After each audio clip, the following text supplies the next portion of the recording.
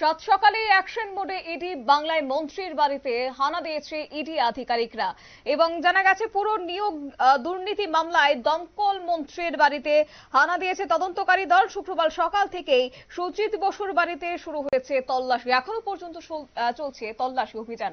যা বিস্তারিত আমাদের সঙ্গে যুক্ত হয়েছে প্রতিনিধি শেখ মনিরুল। মনিরুল, কি জানতে পারছো? দেখো, ভোর হতেই অভিযানে বেরিয়ে পড়েছে ইডি। সোজা পৌঁছে যায় নাগের বাজারে, দমদমের নাগের বাজারে। তাদের সঙ্গে কেন্দ্রীয় বাহিনী ছিল। জানা যাচ্ছে যে শোভনা অ্যাপার্টমেন্টের সামনে দীর্ঘক্ষণ অপেক্ষা করতে দেখা যায় ইডির আধিকারিক ও সিআরপিএফ কে। যেটা জানা যাচ্ছে যে তোমার হচ্ছে সাত সকালে শহর কলকাতায় এনফোর্সমেন্ট ডিরেক্টরের বাহিনীর হানা সুজিত বসুর মানে মমতার মন্ত্রী এবং বাংলার দমকল মন্ত্রী সুজিত বসুর অফিসে হাজির হয় ইডি। শহরের একাধিক জায়গায় ইডি তল্লাশি এখনো পর্যন্ত চলছে। নাগের বাজার এলাকার শ্যামনগর রোডে শোভনা অ্যাপার্টমেন্টে অভিযান ইডি আধিকারিকদের। এছাড়াও উত্তর কলকাতার খন্ডরিয়া, দক্ষিণ কলকাতায় শরৎবোস রোড ও নিউ আলিপুরেও তল্লাশি চলছে। জানা গিয়েছে দক্ষিণ দমদম পুরসভার ভাইস চেয়ারম্যান নিতাই দত্তের বাড়িতে ইডির আধিকারিকরা পৌঁছেছেন। সুজিত বসুর অফিসেও তল্লাশি চলছে। পুরসভার নিয়োগ দুর্নীতি মামলায় তল্লাশি চলছে বলে খবর। আজ সকালে দমকল মন্ত্রী সুজিত বসুর অফিসে হাজির হয় ইডি। এর আগে 2024 সালে লোকসভা নির্বাচনের আগে গত 12ই জানুয়ারি সুজিত বসুর বাড়িতে তল্লাশি চালিয়েছিল ইডি।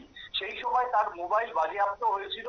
এবার তার অফিসে হানা। ইডির অভিযান নিয়ে সুজিত বসু বলেছেন, পুজোর আগে যেমন মহালয়া, ভোটের আগে কেন্দ্রীয় এজেন্সির তৎপরতা দেখা যায়। এর আগেও তল্লাশি হয়েছে, এখনো ওরা করছে।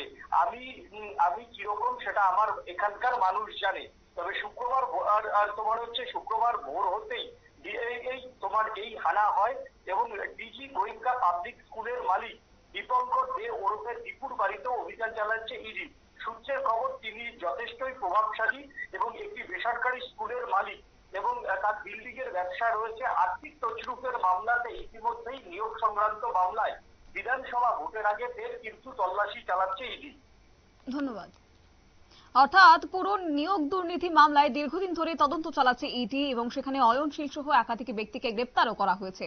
তাদের জেরা করে পাওয়া তথ্যের ভিত্তিতে ধীরে ধীরে রহস্যের শিকড় কাছাকাছি পৌঁছচ্ছেন তদন্তকারীরা। জানা গেছে শুক্রবার সকাল নাগাদ ফের পুরো নিয়োগ দুর্নীতি মামলায় কলকাতার একাধিক জায়গায় হানা দিয়েছে ইডির অফিসাররা। সেখানে সল্ট লেকে দমকল মন্ত্রী সুজিত বসুর অফিস থেকে শুরু করে নিউ আলিপুরের এক আইনজীবীর বাড়ি সহ কয়েকজনের বাড়িতে হানা দিয়েছে এবং শেষ খবর পাওয়া পর্যন্ত চলছে তল্লাশি অভিযান। এবং আজকের তল্লাশির পর কে বেরিয়ে আসে সেটাই এখন দেখার।